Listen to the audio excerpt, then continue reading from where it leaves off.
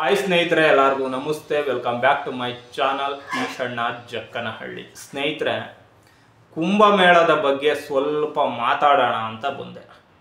ಸ್ನೇಹಿತರೆ ನೋಡಿ, ಕುಂಭಮೇಳ ಮಾತಾಡಕ್ಕೆ ನಿಂತ್ಕೊಂಡ್ರೆ ತುಂಬ ವಿಷಯಗಳಿದ್ದಾವೆ. ಅದ್ರ ಬಗ್ಗೆ ಈಗಲೂ ಕೂಡ ತುಂಬ ಜನಕ್ಕೆ ಗೊಂದಲ. ಇದು 144 ವರ್ಷಗಳಿಗೊಮ್ಮೆ ಬರೋ ಕುಂಭಮೇಳನೋ ಅಥವಾ 12 ವರ್ಷಕ್ಕೊಂದ್ಸಲಿ ಬರುತ್ತಲ್ಲ ಆ ಕುಂಭಮೇಳನೋ ಅಂತ. ಸ್ನೇಹಿತರೆ ನೋಡಿ, ಇಲ್ಲಿ ನಾವು ಏನು ಹೇಳಿದ್ರು ಕೂಡ ತಪ್ಪಾಗುತ್ತೆ. 1977ನೇ ಇಸ್ವಿಯ ಕುಂಭಮೇಳದ ಒಂದು ನ್ಯೂಸ್ ಚಾನಲ್ನ ಜಲಕಲ್ಲಿ ಹೇಳಿದ್ದಾರೆ, ಇದು 144 ವರ್ಷಗಳಿಗೊಮ್ಮೆ ಬರುವಂತಹ ಕುಂಭಮೇಳ ಅಂತ. ಸುಮಾರು ಇಂಟರ್ನ್ಯಾಷನಲ್ ಅಂತಾರಾಷ್ಟ್ರೀಯ ಮಾಧ್ಯಮಗಳು ಕೂಡ ಅದನ್ನು ವರದಿ ಮಾಡಿದ್ದಾವೆ.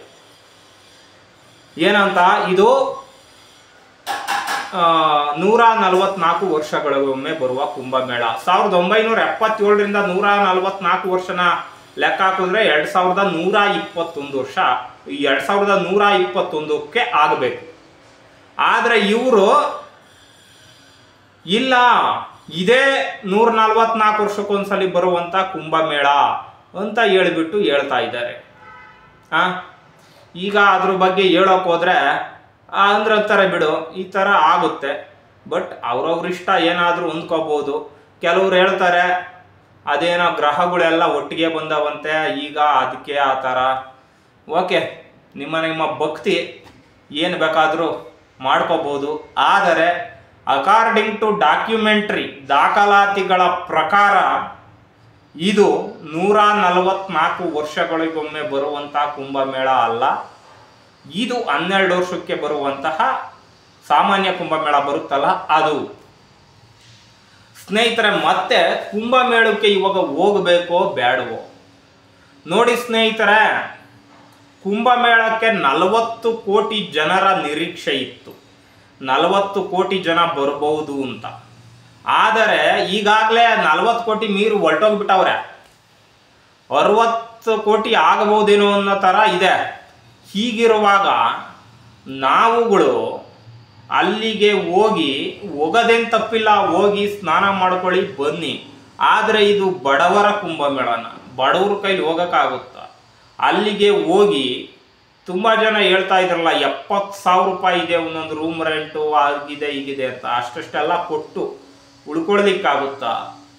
ಇದು ಪ್ರೆಸೆಂಟ್ ನಡೀತಿರ್ತಕ್ಕಂಥ ಕುಂಭಮೇಳದ ಇದು ಕಾಲ್ ತುಳಿತ ಆಗಿರ್ಬೋದು, ದೆಹಲಿನಲ್ಲಾದಂತಹ ಕಾಲ್ ತುಳಿತ, ಮತ್ತು 300 ಕಿಲೋಮೀಟರ್ ಆದಂತಹ ಟ್ರಾಫಿಕ್ ಜಾಮು, ಇದೆಲ್ಲ ನೋಡಿದ್ರೆ ನಿಜಕ್ಕೂ ಹೋಗೋದು ಅಷ್ಟು ಸೇಫ್ ಅಲ್ಲ ಅನ್ನಿಸ್ತು. ಹೋಗೋಂಥವ್ರು ಹೋಗ್ಬೋದು, ಅವ್ರನ್ನೇ ನಾವೇನು ಬೇಡ ಅನ್ನಲ್ಲ. ಬಟ್ ನನಗನ್ಸಿದ್ದೇನಪ್ಪ ಅಂದರೆ ಇದು ಮುಗಿದಾದ್ಮೇಲೂ ಕೂಡ ಹೋಗ್ಬೋದಲ್ವಾ? ನಾವೆಲ್ಲ ಇದು ಮುಗಿದಾದ್ಮೇಲೆ ಒಂದ್ಸಲಿ ಹೋಗೋಣ ಅನ್ನೋ ಒಂದು ಪ್ಲಾನಿಂಗಲ್ಲಿ ಇದ್ದೀನಿ ನಾನು ಕೂಡ. ಈಗ ಹೋಗಿ ಆ ಜನಗಳ ಹತ್ರ ಈಗಲೇ ಅಲ್ಲೇ ಕೋಟ್ಯಾಂತರ ಜನ ಹೋಗಿದ್ದಾರೆ. ಅದಾದ್ಮೇಲೆ ಒಂದ್ಸಲಿ ಹೋಗಿ ಬರ್ತೀವಿ. ಇಂಥ ಕ್ರೌಡಲ್ಲಿ ಹೋಗೋದಂಥದ್ದು ಬೇಡವೇ ಬೇಡ. ಮೌನಿ ಅಮಾವಾಸ್ಯೆ ದಿನ ಆಯ್ತಲ್ಲ ರೀ, 30 ಜನ ಕಾಲ್ ತೊಳ್ತಕ್ಕೆ ಸಿಕ್ಕಿ ಸತ್ತೋದ್ರಲ್ಲ. ಮೊದಲು ಮಹಾಕುಂಭಮೇಳನ ಅಥವಾ ಕುಟುಂಬನ ಅಂತ ಬಂದರೆ ನಾನು ಹೇಳೋದು ಕುಟುಂಬನೇ. ಮೊದಲು ಕುಟುಂಬ ಆದಮೇಲೆ ಕುಂಭಮೇಳ ಮತ್ತು ನಮ್ಮ ಏನಿದ್ದಾವೆ ಫಂಕ್ಷನ್ಗಳು ಅವೆಲ್ಲ. ಸೊ ಇದರಿಂದ ಸ್ವಲ್ಪ ಯೋಚನೆ ಮಾಡಬೇಕು. ಮತ್ತು ಇನ್ನೊಂದು ವಿಷಯ ಏನಪ್ಪ ಅಂದರೆ, ಅದೊಂದು ನಮ್ಮ ಹಿಂದೂಗಳ ಭಾವನೆ, ಹಿಂದೂ ಧರ್ಮದ ಭಾವನೆ. ಹೋಗಿ ಸಾಧ್ಯವಾದರೆ ಹೋಗಿ ಬನ್ನಿ, ಯಾರು ಏನು ಹಿಂಸೆ ಮಾಡಲಿಕ್ಕಾಗೋದಿಲ್ಲ. ಮತ್ತು ನೀವು ಹಂಗೆ ಕುಂಭಮೇಳದಲ್ಲೇ ಮಿಂದೇಳಬಹುದಿತ್ತು ಅನ್ನೋದಾಗಿದ್ದರೆ, ನಮ್ಮ ಕರ್ನಾಟಕದಲ್ಲೇ ಕಾವೇರಿ ನದಿಯ ಕುಂಭಮೇಳ ನಡೀತು. ಕಾವೇರಿ ಇದು ಟಿ ನರಸೀಪುರದಲ್ಲಿ ತ್ರಿವೇಣಿ ಸಂಗಮ ಇದೆಯಲ್ಲ, ಅಲ್ಲೂ ನಡೀತು. ಅಲ್ಲಿಗೂ ಹೋಗಿ ಆರಾಮಾಗಿ ಈ ಕುಂಭಮೇಳದಲ್ಲೂ ಕೂಡ ಸ್ನಾನ ಮಾಡಿ ಬಂದಂಥವರು ಇದ್ದಾರೆ ತುಂಬ ಜನ. ಸ್ನೇಹಿತರೆ, ಮತ್ತೆ ಕುಂಭಮೇಳದ ವಿಷಯವಾಗಿ ಕಾಲ್ ತುಳಿತ ಅದು ಇದು ಆಗಿದ್ದು ನೋಡಿದರೆ, ಅವರು ಅಂದುಕೊಂಡಿದ್ದಕ್ಕಿಂತ ಜಾಸ್ತಿ ಜನ ಅಲ್ಲಿಗೆ ಸೇರಿದಾಗ ವ್ಯವಸ್ಥೆ ಮಾಡಿದ್ರೂ ಕೂಡ ಅವ್ಯವಸ್ಥೆ ಆಗೋದು ಸಾಮಾನ್ಯ, ಅದು ಸಾಮಾನ್ಯವಾಗಿ ಆದೇ ಆಗುತ್ತೆ. ಆದರೆ ಯಾವ ಕುಂಭಮೇಳಕ್ಕೂ ಬರದೆ ಈ ಕುಂಭಮೇಳಕ್ಕೆ ಇಷ್ಟೊಂಥರ ಜನ ಬಂದಿದ್ಯಾಕೆ, ನಿರೀಕ್ಷೆಗಿಂತ ಅಧಿಕವಾಗಿ ಬಂದಿದ್ಯಾಕೆ ಅಂದರೆ ಕಾರಣಗಳು ಇಷ್ಟೇ. ಇವರು 144 ವರ್ಷಕ್ಕೊಮ್ಮೆ ನಡೆಯುವಂಥ ಕುಂಭಮೇಳ ಅನ್ನೋ ಅತಿಯಾದ ಒಂದು ಧಾರ್ಮಿಕ ಭಾವನೆಯನ್ನು ಹುಟ್ಟಾಕಿದ್ದು ಮೊದಲನೇ ಕಾರಣ. ಜನಸಂಖ್ಯೆ ಜಾಸ್ತಿ ಆಗಿರ್ಬೋದು, ಅದು ಕೂಡ ಕಾರಣ ಇರ್ಬೋದು. ಆದರೆ ಅತಿ ಹೆಚ್ಚಾಗಿ ದಕ್ಷಿಣ ಭಾರತದಿಂದಲೇ ಬರ್ತಾ ಇದ್ದಾರೆ ಜನ, ಅದಕ್ಕೆ ಅಲ್ಲಿ ಟ್ರಾಫಿಕ್ ಜಾಮ್ ಆಗಿದ್ದು ಅನ್ನೋ ಒಂದು ನ್ಯೂಸು ಕೂಡ ಇದೆ. ಜನಗಳಿಗೆ ಇನ್ನೊಂದೇನಾಗ್ಬಿಡ್ತು ಅಂದರೆ 144 ವರ್ಷಕ್ಕೊಮ್ಮೆ ಬರ್ತಕ್ಕಂಥ ಕುಂಭಮೇಳ ನಮ್ಮ ಜೀವನದಲ್ಲಿ ಇನ್ನು ನೋಡೋಕ್ಕಾಗಲ್ಲ, ನಾವು ಇದು ನಮ್ಮ ಪುಣ್ಯ, ಹಂಗೆ ಹಿಂಗೆ ಅನ್ನೋದು ಒಂದು ಭಾವನೆ ಜಾಸ್ತಿ ಉಕ್ಕಿ ಹರಿದು ಬಿಡ್ತು. ಸೊ ಆ ಒಂದು ಉದ್ದೇಶದಿಂದ ಅಲ್ಲಿ ಜಾಸ್ತಿ ಕ್ರೌಡ್ ಆಯಿತು. ಮತ್ತು ಕುಂಭಮೇಳದ ಇತಿಹಾಸವನ್ನು ಹೇಳೋದಾದರೆ ಸುಮಾರು 2-3 ಸಾವಿರ ವರ್ಷಗಳ ಇತಿಹಾಸ ಇದೆ.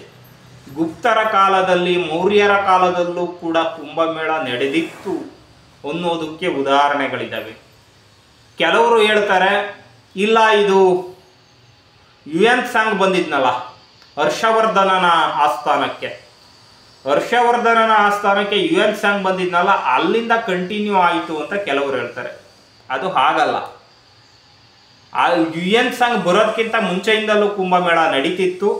ಆತ ಬಂದ ಸಲಿ ಅಲ್ಲಿ ನಡೆದಿದ್ದನ್ನು ದಾಖಲು ಮಾಡಿದ್ದಾನೆ ಅಷ್ಟೇ. ಆವಾಗ ಆ ಇಸ್ವಿಯಲ್ಲಿ ದಾಖಲು ಮಾಡಿದ್ದಾನೆ ಅಷ್ಟೇ, ಅದಕ್ಕೆ ಮುಂಚೆಯಿಂದಲೂ ನಡೀತಾ ಇತ್ತು. ಮತ್ತೆ ಇನ್ನೊಂದೇನಪ್ಪ ಅಂದರೆ ಅನೇಕ ದುರಂತಗಳಿಗೂ ಸಾಕ್ಷಿಯಾಗಿದೆ ಕುಂಭಮೇಳ. 1399ರಲ್ಲಿ ಮಂಗೋಲಿಯಾದ ದಾಳಿಕೋರ ತೈಮೂರ್ ಭಾರತದ ಮೇಲೆ ದಂಡೆತ್ತಿ ಬರ್ತಾನೆ. ಕುಂಭಮೇಳದಲ್ಲಿ ತುಂಬ ಜನರನ್ನು ಕೊಲ್ತಾನೆ. ಕೊಂದು ಅಪಾರ ಸಂಪತ್ತನ್ನು ಅವರ ದೇಶಕ್ಕೆ ಕೊಂಡೊಯ್ತಾನೆ ಸ್ನೇಹಿತರೆ. ಇದು ಒಂದು ಕುಂಭಮೇಳದ ಕರಾಳ ಇತಿಹಾಸ ಅಂತಲೇ ಹೇಳ್ಬೋದು. ಸುಮಾರು ಕುಂಭಮೇಳದಲ್ಲಿ ಇದು ಮೊದಲನೇ ಬಾರಿ ಏನಲ್ಲ ಕಾಲ್ ತುಳಿತ ಆಗಿರೋದು. 1954ರ ಕುಂಭಮೇಳದಲ್ಲೂ ಕೂಡ ಕಾಲ್ ತುಳಿತ ಆಗಿತ್ತು. 300 ಜನ ಸತ್ತೋಗಿದ್ರು ಅವಾಗ. ಆ ರೀತಿಯಾದಂತಹ ಕಾಲ್ ತುಳಿತ ನಿಜಕ್ಕೂ ಈ ಕಾಲದಲ್ಲಾದರೂ ಕೂಡ ಕಾಲ್ ತುಳಿತ ಆದ ಫ್ಯಾಮಿಲಿಯವ್ರಿಗೆ ಧನ ಸಹಾಯ, ಪರಿಹಾರ, 25 ಲಕ್ಷ ಪರಿಹಾರ ಈ ಥರ ಘೋಷಣೆ ಮಾಡ್ತಾರೆ. ಆಗಿನ ಕಾಲದಲ್ಲಿ ಅವೇನೂ ಇರಲಿಲ್ಲ ರೀ. ಪಾಪ ಊರಿಂದ ದಕ್ಷಿಣ ಭಾರತದಿಂದ ಅಲ್ಲಿಗೆ ಹೋದವರು ಕಾಲ್ ತುಳಿತಕ್ಕೆ ಸತ್ತೇ ಹೋದ್ರು ಅಷ್ಟೇನೆ. ಆ ರೀತಿಯಾದಂತಹ ಕರಾಳ ಅನುಭವ ಆಗಿದೆ ಸ್ನೇಹಿತರೆ. ಅಲ್ಲೆಲ್ಲ ಕರಾಳ ಒಂದು ಘಟನೆಗಳು ನಡೆದಿದ್ದಾವೆ. ಮತ್ತೆ ನೀವು ಗಂಗೆಯಲ್ಲಿ ಮಿಂದೇಳೋದು, ಗಂಗಾ ಯಮುನಾ ಸರಸ್ವತಿ ನದಿಗಳ ಸಂಗಮದಲ್ಲಿ ಸ್ನಾನ ಮಾಡೋದು ಹಿಂದೂ ಧರ್ಮದ ಭಾವನೆಯೇ, ಇಲ್ಲ ಅಂತ ಹೇಳ್ತಾ ಇಲ್ಲ. ಆದರೆ ಸದ್ಯದ ಪರಿಸ್ಥಿತಿಯಲ್ಲಿ ಇಷ್ಟು ಕ್ರೌಡ್ ಇರೋ ಕಾರಣ ತಾವುಗಳು ಅದನ್ನು ಮುಂದೂಡಿ ಅಲ್ಲಿಯ ಜನಗಳಿಗೆ ಅಲ್ಲಿ ಅವ್ಯವಸ್ಥೆ ಆಗದಂತೆ ನೋಡ್ಕೊಳ್ಳೋದಕ್ಕೆ ಅದು ಕೂಡ ಜನರ ಕೈಯಲ್ಲೇ ಇದೆ. ಅದನ್ನು ಮಾಡಬೇಕು ಸ್ನೇಹಿತರೆ. ಮತ್ತು ದೆಹಲಿಯ ರೈಲ್ವೆ ನಿಲ್ದಾಣದಲ್ಲೂ ಕೂಡ ಕಾಲ್ ತುಳಿತ ಆಯಿತು. ಯಾಕೆ ಕಾಲ್ ತುಳಿತ ಆಯಿತು? ಅಲ್ಲೂ ಕೂಡ 18 ಜನ ಸತ್ತರು. ಎಲ್ಲರೂ ಕೂಡ ಮಹಾಕುಂಭಮೇಳಕ್ಕೆ ಹೊರಟಿದ್ದವರೇ. ನೀವು ಕೇಳ್ಬೋದು ಅಲ್ಲೆಲ್ಲರನ್ನೂ ಹೋಗಿ ನೀವು ಮಾತಾಡ್ಸಿದ್ರ ಅಂತ. ಅದು ಹಾಗಲ್ಲ. ಆದರೆ ಒಂದು 80-90 ಭಾಗ ಗೊತ್ತಾಗ್ಬಿಡುತ್ತೆ ಅಲ್ಲಿ ಎಲ್ಲಿ ಹೋಗ್ತಾ ಇದ್ರು, ಯಾವ ಕಡೆ ಜಾಸ್ತಿ ಟಿಕೆಟ್ ಸೇಲ್ ಆಗಿತ್ತು, ಅದೆಲ್ಲ ನೋಡಿದ್ರೆ ಕುಂಭಮೇಳಕ್ಕೆ ಹೋಗ್ತಿದ್ದವ್ರೆ. ಸ್ನೇಹಿತರೆ, ಕುಂಭಮೇಳದ ಬಗ್ಗೆ ಇಷ್ಟು ಹೇಳಿ ಈ ಒಂದು ಮಾತನ್ನು ಮುಗಿಸ್ತಾ ಇದ್ದೀನಿ ಸ್ನೇಹಿತರೆ. ಮತ್ತು ಮಲ್ಲಿಕಾರ್ಜುನ್ ಖರ್ಗೆ ಅವರು ಒಂದು ಸ್ಟೇಟ್ಮೆಂಟನ್ನು ಕೊಟ್ಟಿದ್ರು. ಏನಪ್ಪ ಅಂತಂದರೆ, ಗಂಗೆಯಲ್ಲಿ ಸ್ನಾನ ಮಾಡಿದ್ರೆ ಬಡತನ ದೂರ ಆಗುತ್ತಾ ಅಂತ. ಬಡತನ ದೂರ ಆಗಲ್ಲ ಯಾವುದೇ ಕಾರಣಕ್ಕೂ, ಅದು ನಿಜಾನೇ. ಆದರೆ ಬಡತನ ದೂರ ಆಗಲಿ ಅಂತ ಅಲ್ಲಿಗೆ ಹೋಗ್ತಕ್ಕಂಥದ್ದೇನಲ್ಲ. ಬಡತನ ದೂರ ಆಗಲಿ ಅಂತ ಅಲ್ಲಿಗೆ ಹೋಗುವುದೇನಲ್ಲ. ಆದರೆ ಅದು ಒಂದು ಹಿಂದೂಗಳ ಭಾವನೆ. ಆಮೇಲೆ ಇಲ್ಲಿ ಆಗಿರೋದೇನಪ್ಪ ಅಂದರೆ, ನೀವು ಬೇರೆ ಬೇರೆದೆಲ್ಲ ಪ್ರಶ್ನೆ ಮಾಡ್ತಾ ಇದ್ರಿ. ಏನಪ್ಪ ಅಂದರೆ, ಅಲ್ಲಿ ಆ ದೇವಸ್ಥಾನ ಕಟ್ಸಿದ್ರಿ, ಪಬ್ಲಿಕ್ ಮನಿ ಖರ್ಚು ಮಾಡಿದ್ರಿ, ಇಲ್ಲಿ ದೇವಸ್ಥಾನ ಈ ಥರ ಎಲ್ಲ ಹೇಳಿದ್ರಿ. ಆದರೆ ಇಲ್ಲಿ ಆಗಿರೋದೇನಪ್ಪ ಅಂತಂದರೆ, ಯಾವುದೇ ರೀತಿಯಾದಂತಹ ಪಬ್ಲಿಕ್ ಮನಿ ಹೋಗಿಲ್ಲ. ಉತ್ತರ ಪ್ರದೇಶ ಸರ್ಕಾರ ಸುಮಾರು 7-8 ಸಾವಿರ ಕೋಟಿಯನ್ನು ಅಲ್ಲಿ ಖರ್ಚು ಮಾಡಿದೆ. ಇನ್ವೆಸ್ಟ್ಮೆಂಟ್ ರೀತಿಯಲ್ಲಿ ಖರ್ಚು ಮಾಡಿದೆ. 3 ಲಕ್ಷ ಕೋಟಿ ಆದಾಯವನ್ನು ಕೂಡ ಪಡ್ಕೊಂಡಿದೆ.